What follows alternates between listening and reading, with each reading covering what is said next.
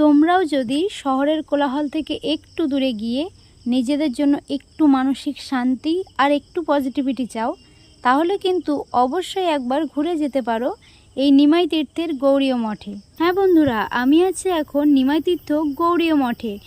এটি হলো হুগলি জেলার বৈদ্যবাটি ও শেওড়াফুলির মাঝে গঙ্গার পাড়ে অবস্থিত একটি গৌড়ীয় মঠ।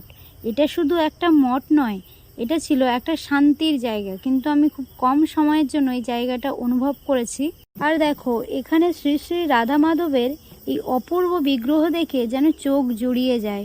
যারা সন্ন্যাসী হয়ে এই নিমাই তীর্থের ঘাটে আসে, তাদের হাতে কিন্তু অত সময় থাকে না যে চারিদিকটা ভালোভাবে ঘুরে দেখবে।